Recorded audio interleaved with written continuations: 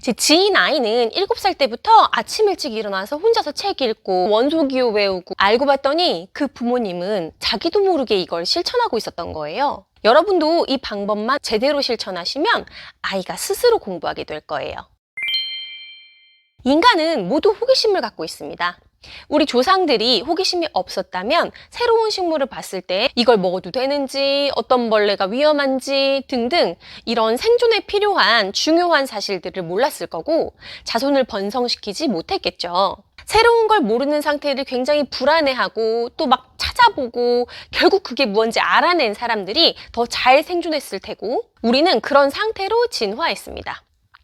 2019년 호모 큐리어스라는 연구에 이 호기심에 대해서 자세히 나와 있는데요. 인간은 불확실한 정보를 만났을 때 뭔가 불안감을 느끼고 그것에 대해서 알고 싶은 욕구가 강하게 나타난다고 해요. 그리고 그게 무엇인지 알게 됐을 때 만족감을 느낍니다. 어떤 학자들은 이 호기심을 뭔가 식욕이나 성욕에 비유하기도 할 만큼 매우 강한 게 바로 호기심입니다. 제가 지금부터 말씀드리는 자녀가 스스로 공부하는 방법은 인간이라면 모두 갖고 있는 이 호기심을 자극해서 관심을 가지게 한 후에 목표를 정하고 달성하는 과정에서 내부 동기를 가지게 함으로써 공부를 하고 싶게끔 만드는 방법이에요. 1단계, 자녀의 관심 분야에서 자녀가 잘 모르는 부분을 찾아봅니다. 예를 들면 공룡이면 환장하는 아이라고 했을 때 공룡의 이름이나 특징은 굉장히 많이 알 수도 있겠지만 공룡이 살았던 시대 특징이나 그때 살았던 다른 생물들은 잘 모를 수 있잖아요. 이런 식으로 자녀가 관심 있는 분야에서 자녀가 잘 모르는 것을 주제로 하나 잡습니다. 잘 모르시겠으면 지금 책꽂이에 가셔서 책들을 좀 살펴보시면 아이가 굉장히 좋아해서 자주 읽는 그런 책이 있을 거고, 그것과 비슷한 주제의 책들이 있을 거예요. 비슷한 주제의 책을 보시면 아이가 모르고 있던 내용이 아주 많이 있을 거예요. 아까 말씀드렸던 것처럼 인간은 본능적으로 자기가 모르는 걸 알고 싶은 욕구가 있어요. 그래서 다른 욕구가 방해하지 않는 상태에서 이 욕구를 자극하면 인간은 자연스럽게 정보를 탐색하려고 해요. 그러니까 학습을 하려고 한다는 거죠. 그런데 여기서 주의할 점은 제가 아까 다른 욕구가 방해하지 않는 상태에서 라고 했잖아요. 정보 탐색이라는 건 그러니까 인지적인 부담이 있어요. 한마디로 학습, 공부는 머리를 써야 한다는 거죠. 머리를 써야 하는데 주변이 영상 보기가 너무 쉬운 환경이다, 아니면 바로 게임을 할 수 있다, 이런 상태라면 당연히 머리를 안 써도 되는 영상 보기나 당장의 즐거움을 주는 게임, 그런 걸 선택하겠죠. 그러니까 다른 욕구가 방해하지 않는 그런 상태를 기본적으로 세팅을 해주셔야 합니다. 이 공부 환경 주제는 제가 다음번에 다루도록 할게요. 2단계, 아까 생각했던 이 새로운 분야에서 작고 구체적인 목표를 자녀랑 함께 정합니다. 너무 큰 목표는 달성하기도 어렵고 이걸 달성을 못했을 때 자기 효능감이나 동기부여 이런 측면에서 안 좋은 영향을 주잖아요. 그래서 구체적이고 달성 가능한 목표를 정해서 뭔가 성취감을 자주 경험하게 해줘서 공부를 하고 싶게끔 내부적인 동기가 생기도록 해줘야 합니다. 자녀가 조금 컸다면 관심을 가지게끔 슬쩍 키워드를 던져보는 것도 좋고, 조금 어리다면 엄마랑 같이 목표를 설정해보는 것도 좋습니다. 예를 들면 아까 우리가 찾았던 집에 있는 책 있죠? 아이가 잘 읽는 책이랑 비슷한 주제 책, 제가 아까 말씀드렸죠? 거기에 나온 내용으로 질문을 하는 거예요. 근데 그 공룡은 백악기 살았다고 하던데 그 공룡은 그럼 뭘 먹었대? 뭐 이런 식으로 궁금하게끔 질문을 던져보셔도 괜찮고요. 혹시 그렇게 해서 잘 넘어오지 않는 아이다, 그러면 은근슬쩍 아까 찾았던 그 새로운 책 있죠? 그거를 자녀 눈에 잘 띄는 곳에 둬요. 그리고 우연히 찾은 척하면서 우리 애기가 좋아하는 주제인데 새로운 게 있네? 이러면서 아이가 자연스럽게 그 분야를 확장할 수 있도록 연기를 좀 하셔야 됩니다. 우리 연기 많이 하잖아요, 그죠? 그렇게 그 책을 보면서 아이랑 같이 작고 구체적인 목표를 설정해보는 게 좋은데요. 우리 백악기에 살았던 공룡 말고 다른 생물은 뭐가 있는지 한번 알아볼까?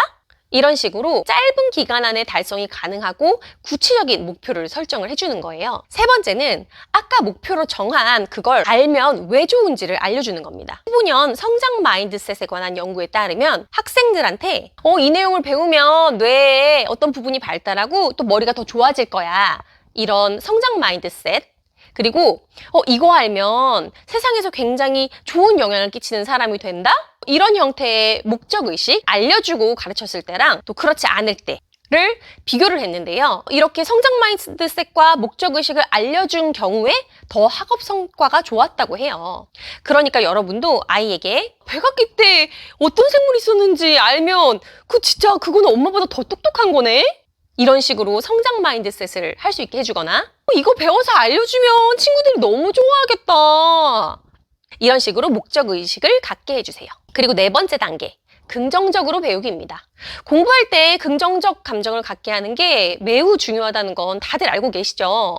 그런데 그렇다고 너무 재밌게만 공부해야 된다고 생각하시면 안 돼요. 공부라는 건 재밌을 때도 있지만 재미없는 경우가 훨씬 많잖아요. 우리 다들 알고 있죠. 그럼에도 불구하고 인간이라면 학습을 해야 살아갈 수 있기 때문에 재미가 없더라도 아이가 학습을 대하는 태도를 긍정적으로 바라보게 하는 게 중요합니다. 그러니까 스트레스를 바라보는 그런 관점을 스트레스 사고 관점이라고 하는데요.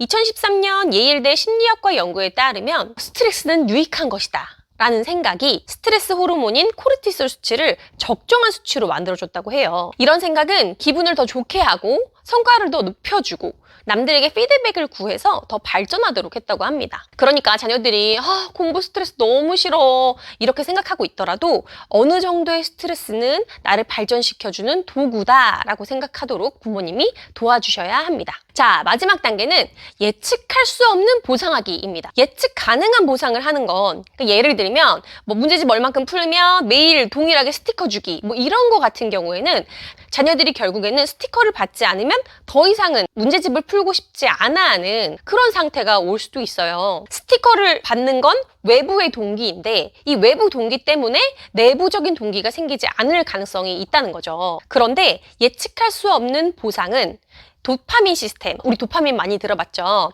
도파민 시스템을 자극해서 더 공부하고 싶은 동기를 준다는 연구 결과들이 많이 있습니다. 그러니까 여러분도 일정하게 자주 보상을 주지 마시고 어쩌다가 한번 기분 좋을 만한 그런 보상을 주시면 좋을 것 같습니다.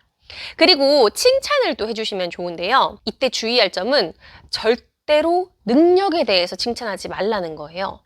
상아는 진짜 똑똑하구나 라고 하시면 그 아이는 더 이상 노력하지 않게 됩니다. 노력을 칭찬하셔야 하고 또 앞으로 어떻게 하면 더 잘할 수 있는지에 대해서 피드백을 하셔야 돼요. 이게 잘 안 되는 분들이 많을 거예요. 뭔가 습관적으로 똑똑하다, 천재다 이런 말이 나오실 수 있어요. 그런데 정말 이렇게 하는 건 넌 앞으로는 아무 노력도 안 해도 잘할 수 있어. 이런 말을 하는 것과 거의 비슷하거든요. 그래서 그렇게 하시면 안 되고 잘 안 되신다면 입으로라도 계속 중얼중얼 연습하시기 바래요. 그러니까 저도 그랬거든요. 정말 노력했구나. 이 말이 이렇게 안 나오는 거예요. 그래서 자기 전에 계속 외웠어요. 상아야, 노력했구나. 역시 노력하니까 되는구나. 이걸 중얼중얼 외우면서 하다 보니까 잘 하게 되더라고요. 지금까지 아이 스스로 공부하게 하는 과학적인 방법을 알려드렸는데요. 나 이렇게 해봤는데도 안 돼. 이러는 분들도 계실 거예요. 제가 장황하게 설명을 드리긴 했지만 이 방법은 제가 정말 제일 바쁠 때 막 책 쓰고 논문 쓰고 회사 운영하고 하느라 막 집안일이고 막 뭐고 아무것도 신경 못 쓸 때 썼던 방법이거든요. 생각보다 아이에게 몇 마디만 던지면 되는 방법이에요. 우리 아무리 바빠도 우리 애가 뭐 좋아하는지는 알잖아요. 그리고 우리 애가 거기에서 뭘 모르는지 잘 알고 있잖아요. 그러니까 그냥 지나가듯이 애한테 엄마는 상아가 공룡에 대해서 잘 아니까 이것 좀 알려줬으면 좋겠어. 이런 식으로 툭툭 던지시면 애는 거기에 반응을 합니다. 그런데 이 방법은 정말 꾸준히 하셔야 돼요. 변화가 없는 것 같지만 아니거든요. 그러니까 매일 바라보는 부모님 입장에서 보면 티가 안 나는 것 뿐이지 아이들은 하루가 다르게 성장하고 있어요. 그러니까 힘내시고 자녀가 컸을 때 스스로 알아서 공부하는 학생이 되기를 바랍니다. 믿습니까, 여러분? 이 내용이 도움이 되셨다면 제 채널의 다른 영상도 한번 봐주시고요. 도움이 될 만한 다른 분들에게도 링크를 공유해 주시면 좋을 것 같습니다. 그럼 다음 영상에서 뵐게요. 안녕!